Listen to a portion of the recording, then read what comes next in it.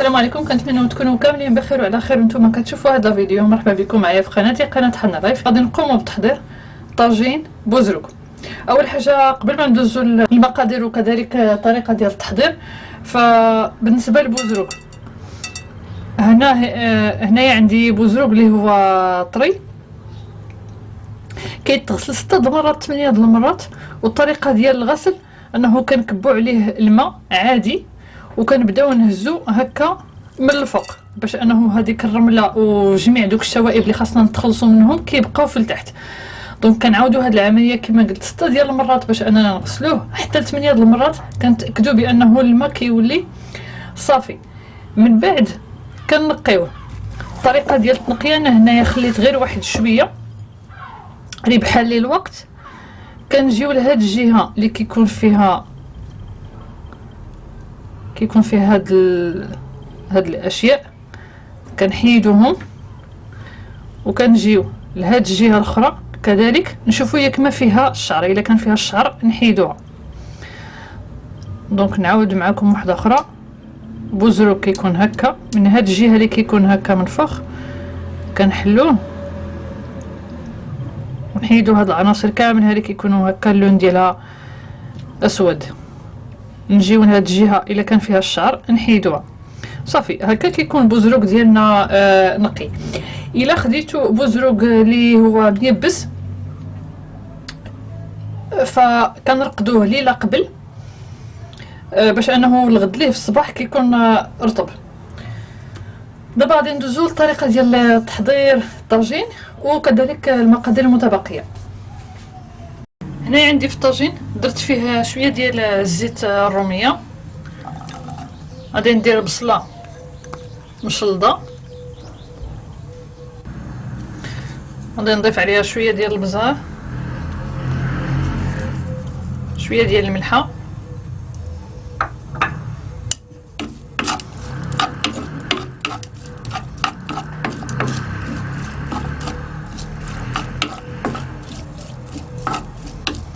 نشحر فيها هكا واحد شويه حتى تهبط، ونضيفو عناصر اخرى. الان بعد ما هبطت شويه هكا البصله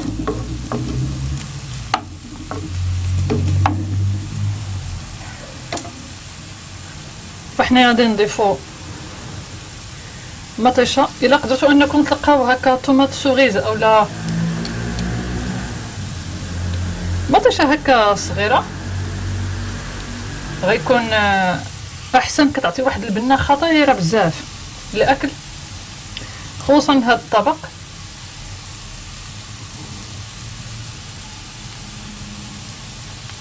وكنحاول انه نشكل بها دائره.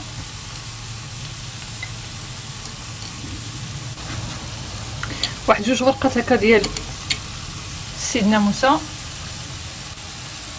غادي نغطيو عليه دابا تقريبا واحد 5 دقائق هكاك، ماشي بزاف، في انتظار انه نوجدو بوزروك ديالنا اولا بلح البحر.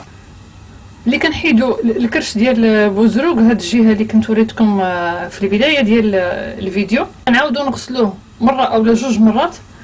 ودابا غادي ندوزو للتشرميله ديالو. غادي نديرو واحد معلقه كبيره هكا ديال قزبور ومعدوس،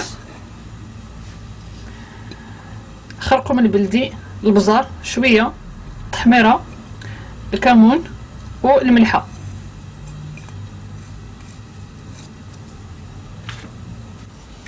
صافي غادي نخلطو باش يتشرمل كامل مزيان. بالنسبه للثومه كاين اللي غادي يحكها ويديرها هنايا، يعني الثومه محكوكه. انا غادي ندير طريقه اخرى، غادي نخليه هكاك صحيح، ما غاديش نحكها. الان بعد ما مطيشه البلديه اولا طوماط سوغيز تلقات الحلاوه ديالها، تلقات ديك لاصوص، ف غادي نضيفو بوزروك اللي يشرب لنا. غادي نستفوه هكا كامل من الفوق.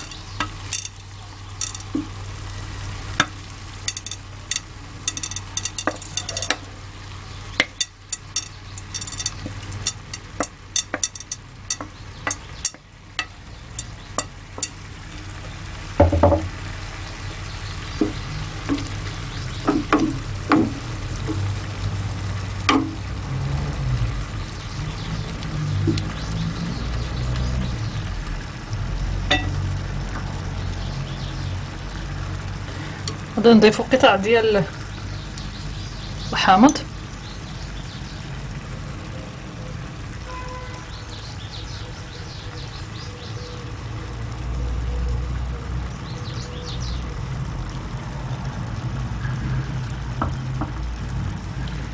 وغادي نضيفو الزيتون،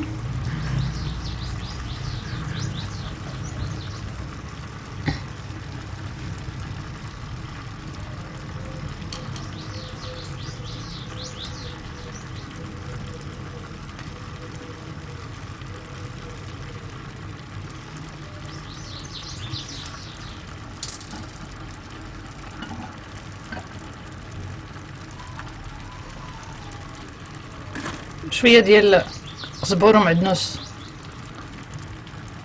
من الفوق، والثومه كما قلت غادي نحطها غير هكا من الفوق.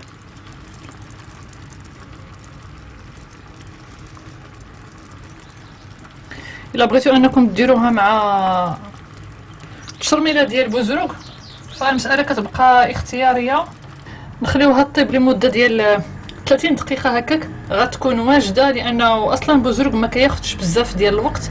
الماء ما غاديش تحتاج كيما مطيشها اصلا راه غادي تطلق الماء ديالها، والبزروق كما قلت راه كيطيب دغيا. دونك غادي نغطي عليها ونعاود نرجع لكم بعد نصف ساعه 30 دقيقه نشوفوا الشكل النهائي كيفاش غادي يكون. الطاجين ديال البزروق مشرمل بعد ما كيكون طاب، فالشكل النهائي ديالو كيكون على هذا الشكل.